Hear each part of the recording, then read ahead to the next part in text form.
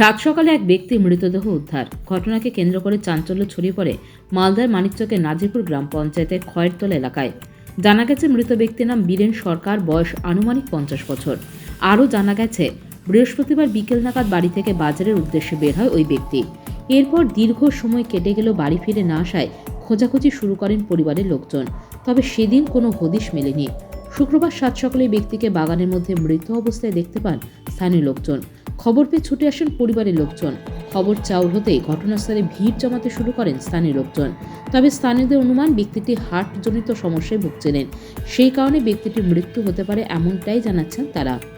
তবে ময়নাতদন্তের পর মৃত্যুর প্রকৃত কারণ জানা যাবে। খবর পেয়ে ঘটনা শুনে ছুটে আসে মানিকচক থানার পুলিশ।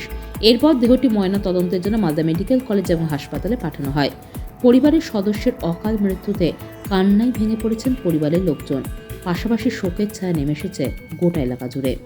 না হাট এসেছিল, হ্যাঁ, তারপর কি হলো?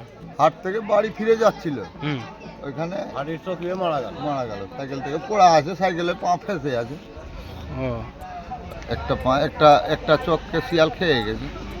সকালবেলা জানতে পারলাম যে বাগানের মধ্যে একটা বয়স্ক বুড়া লোক মানে মরে গেছে।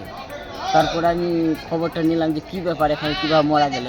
তো শুনতে পেলাম যে কালকে বাজার করতে এসেছিলো, বিকালবেলা বাজার করে এই বাগান দিয়ে বাড়ি যাচ্ছিল। এই বাগানের মাঝখানে লোকটা মানে ওর একটা অসুস্থ রোগ ছিল হার্ট ব্রামের, ওই রোগ উঠে যাওয়ার কারণে এই বাগানের মধ্যে সাইকেল নিয়ে পড়ে যায়।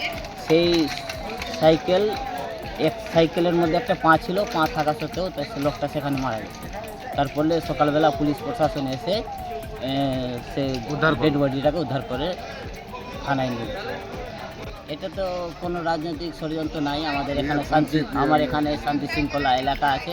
আমার এখানে এরকম কোনো মানে কোনো রাজনৈতিক ষড়যন্ত্র হতেই পারে না। এটা ওর অসুস্থ হার্টের কারণেই সেই লোকটা মারা গেছে।